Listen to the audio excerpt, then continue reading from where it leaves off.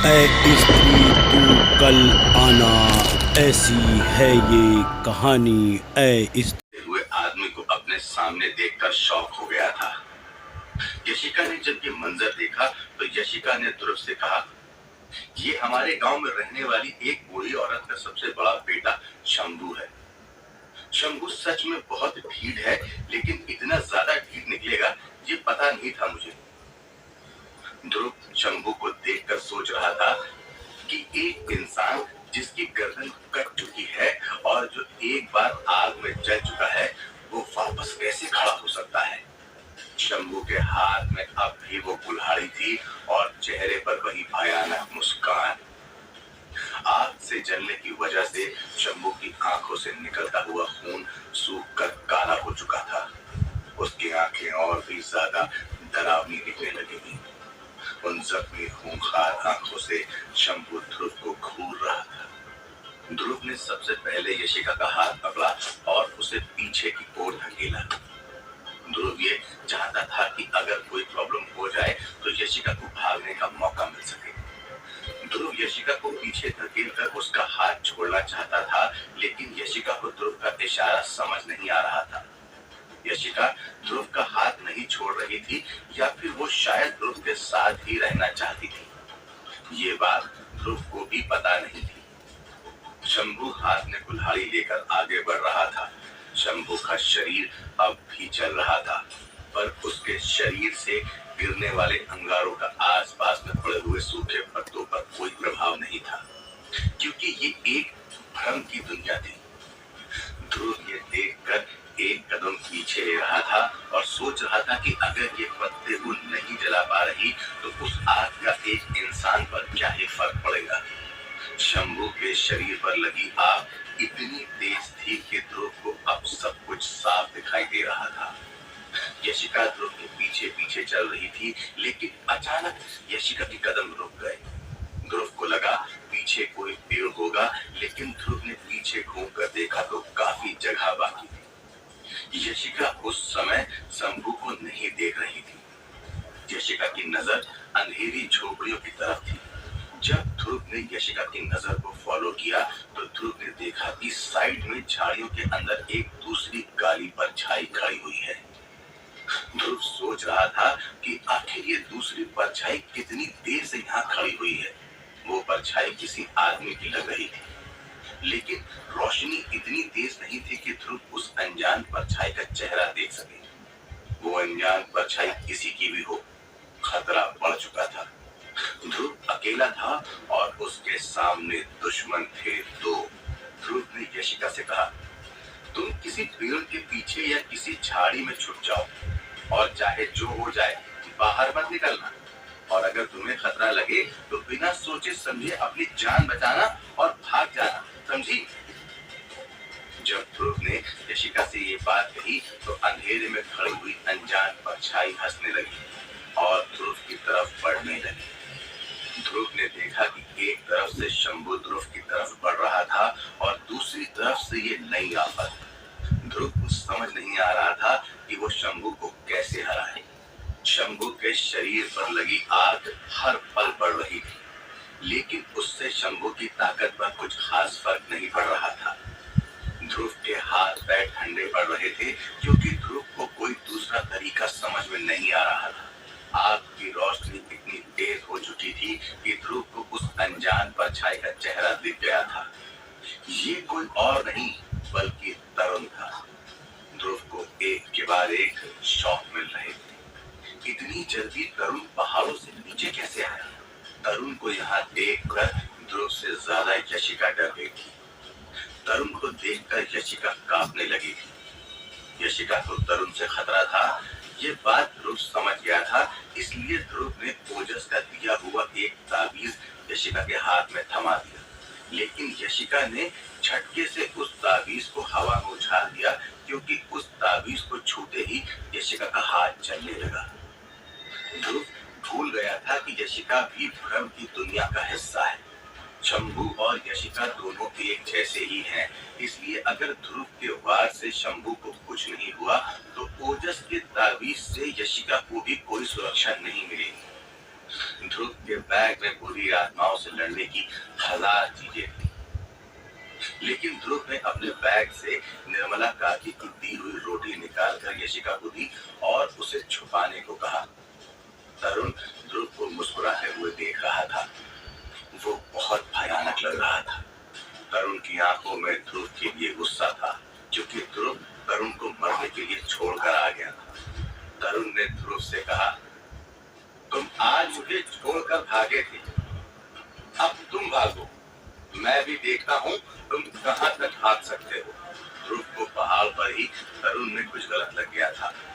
तभी शंभू अचानक से चिल्लाते हुए कुल्हाड़ी घुमाते हुए ध्रुव की तरफ भागा। शंभू को अपनी तरफ आता देखकर ध्रुव झटके से पीछे हट गया। ध्रुव के मंत्र और भभूत का तो शंभू पर कोई फर्क नहीं पड़ा, इसलिए ध्रुव ने अपने बैग से चाकू निकाला और शंभू से लड़ाई करने के लिए तैयार हो गया। शंभू भाग सकता था, लेकिन फिर भी शंभू की स्पीड काफी स्लो थी। ध्रुव ने देखा कि तरुण कुछ नहीं कर रहा, इसलिए ध्रुव पहले शंभू से निपट सकता था। शंभू ने ध्रुव पर कुल्हाड़ी से वार किया। इस बार भी ध्रुव बच गया, लेकिन ध्रुव के हाथ पर कुल्हाड़ी लग गई। ध्रुव को लगा था कि भ्रम की दुनिया में ध्रुव को चोट नहीं लगेगी, लेकिन ध्रुव को अच्छा खासा दर्द हो रहा था। ध्रुव शंभू से लड़ते समय बार बार तरुण पर भी नजर रख रहा था, ताकि वो तरुण के अचानक होने वाले हमले से बच सके। शंभू का शरीर झटक रहा था और शंभू को सब कुछ धुंधला नजर आ रहा था। ऐसा लग रहा था जैसे शंभू कमजोर हो रहा था। ध्रुव इस लड़ाई को जल्दी खत्म करना चाहता था, लेकिन छोटे से चाकू से ध्रुव शंभू के करीब जाकर वार नहीं कर पा रहा था। अचानक ध्रुव की नजर तरुण पर पड़ी, जो धीरे धीरे यशिका की तरफ बढ़ रहा था। यशिका छुपी हुई थी और तरुण यशिका से कह रहा था, यशिका बाहर आ जाओ, मैं तुम्हें चोट नहीं पहुंचाऊंगा, पक्का। तरुण के चेहरे पर साफ नजर आ रहा था कि वो झूठ बोल रहा है। ध्रुव शंभू पर भी बहुत गुस्सा था और ध्रुव शंभू को घूरे जा रहा था। एक तरफ तरुण यशिका की तरफ बढ़ रहा था और दूसरी तरफ शंभू पर किसी भी वार का कोई असर नहीं हो रहा था। ध्रुव ने शंभू की गर्दन काट दी थी, फिर भी शंभू को कोई फर्क नहीं पड़ा था। इसलिए ध्रुव ने शंभू के दिल पर वार करने के बारे में सोचा। शंभू की स्किन इतनी जल चुकी थी कि ध्रुव बहुत आराम से शंभू के दिल को धड़कते हुए देख सकता था। ध्रुव को पता नहीं था कि यशिका कहाँ छुपी हुई है, लेकिन तरुण को देखकर ऐसा लग रहा था कि यशिका बहुत अच्छे से छुप गई है, क्योंकि तरुण यशिका को ढूंढ नहीं पा रहा था। ध्रुव शंभू को हराने पर ध्यान दे सकता था। ध्रुव ने शंभू से कहा, क्या हुआ, बस इतना ही दम है। शंभू ध्रुव की इस बात से चिढ़कर ध्रुव के पीछे भागा। ध्रुव जाकर एक पेड़ के पास खड़ा हो गया और जैसे ही शंभू ने ध्रुव पर वार किया, ध्रुव साइड हट गया। शंभू की कुल्हाड़ी जाकर पेड़ में अटक गई। ध्रुव ने इस तरकीब को 2-3 बार अपनाया, जिसके बाद शंभू ध्रुव के इस खेल से परेशान हो गया। शंभू बहुत गुस्सा हो गया था और वो थक भी गया था। गुस्से से शंभू हाँफ रहा था कि तभी ध्रुव ने मौका देखकर चाकू से शंभू के दिल पर वार कर दिया। ध्रुव ने चाकू सीधे शंभू के दिल में मार दिया। उस वार के बाद शंभू के पास कुछ भी सोचने समझने का समय नहीं था। शंभू दर्द से चिल्लाते हुए जमीन पर गिर गया। शंभू ने अपने हाथ से कुल्हाड़ी फेंक दी और अपने सीने को पकड़कर बैठ गया। जैसे ही शंभू ने अपने सीने से चाकू निकालने की कोशिश की, शंभू को बहुत तेज दर्द हुआ। शंभू ने वापस उठने की बहुत कोशिश की और एक हद तक शंभू उठ भी गया। इतने तेज वार के बाद शंभू को खड़ा होता देखकर ध्रुव बहुत डर गया था।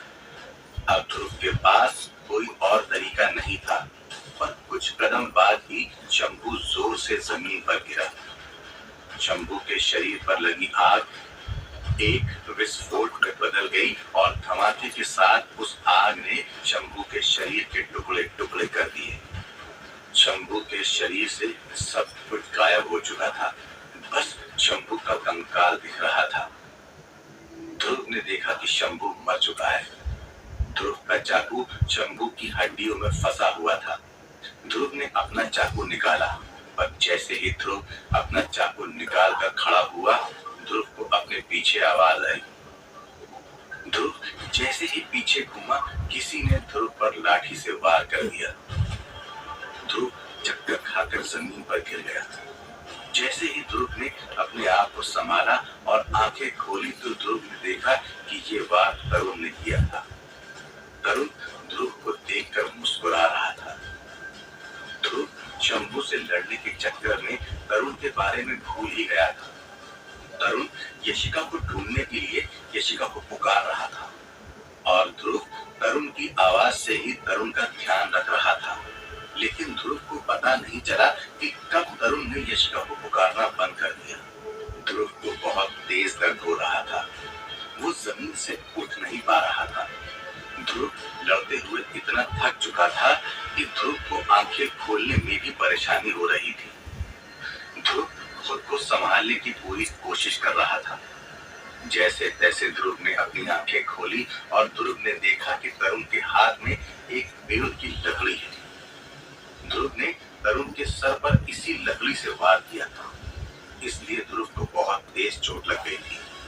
ऊपर से जब ध्रुव जमीन पर गिरा, तो जमीन पर पड़े कंकड़ पत्थर भी ध्रुव के शरीर पर लग गए।